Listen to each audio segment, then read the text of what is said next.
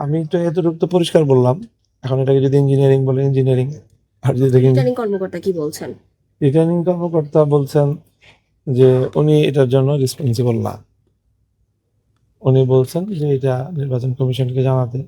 আর যেহেতু প্রিজাইডিং অফিসারের পক্ষ থেকে ওনার কাছে রেজাল্ট চলে আসছে, এই জন্য তিনি এখন রেজাল্ট এটা পাবলিশ করে দিবেন। পরবর্তী রেজাল্ট চূড়ান্ত ফলাফল প্রকাশিত হওয়ার পরে আদালতের পথ দেখায় দিলেন আর কি।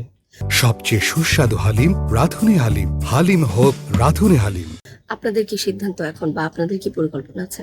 আমরা আলোচনা করে দেখব যে আসলে কতটুকু এটা পসিবিলিটি আছে। এখন কি আপনারা নির্বাচন কমিশনে যাচ্ছেন কমিশনারদের সাথে কথা বলতে, নাকি? দেখি এখন সময় যদি কুলায় হয়তো যে কথা বলে যাব। ওই খালি জায়গায় যে সিলবিল করেছে সেগুলো আমাদের কাছে প্রুফ আছে যে সেই ভোটগুলোকে সেখানে বৈধ বলে গণ্য করা হয়েছে। এই জায়গাটা আমাদেরই। আমরা ইতিমধ্যে এখানে যেই 50টা যে কেন্দ্রের ফলাফল যে ঘোষণা করা হলো সেই থেকে তাতেই আমাদের আসনে 1200 ভোট বাতিল বলে গণ্য হয়েছে। তো 137টা মোট আসন, তো এখানে প্রায় 3,500 ভোটের একটা ব্যাপার হয়ে দাঁড়ায়। আমাদের ডিফারেন্সটাই তো 2200। কাজে এটা আমি মনে করি এটা খুব গুরুত্বপূর্ণ একটা বিষয়। এছাড়া আমাদের যে ব্যালটটা পোস্টাল ব্যালট, সেখানে এটা আগে দেওয়া হয়েছে যখন আসলে প্রার্থী চূড়ান্ত হয়নি।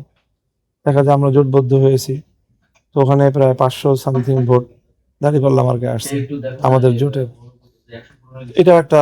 আর তাছাড়া আমাদের 2টা ব্যালটে ওই যে শীট ইসের থেকে দেওয়া হয়, ওই কেন্দ্র থেকে প্রিজাইডিং অফিসার দেন, সেখানে টেম্পারিং করা।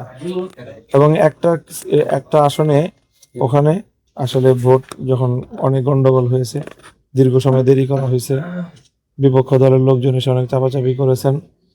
একটা পর্যায়ে সেখানে ওখান থেকে আর্মি গিয়ে তারপরে তাদেরকে ওখান থেকে উদ্ধার করে নিয়ে আসছে। তো ওই পরিবেশে ওখানে কেন্দ্রে আর কোনো ফলাফল ঘোষণাও করা হয়নি। পরবর্তীতে আমি সেই ফলাফলটা অন্য মাধ্যমে অর্জন করে দেখি যে সেখানে একটু টেম্পারিং করা আছে।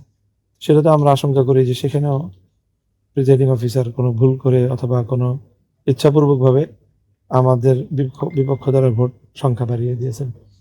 এই 3টা কজ, যে আমার ভোটের যে ব্যবধান আর এই সমস্যাগুলো, এটা আমাকে আর কি মনে করতে বাধ্য করছে যে আসলে সঠিকভাবে যদি এটা বিবেচনা করা হয় ফলাফল ভিন্ন কিছু হতে পারে।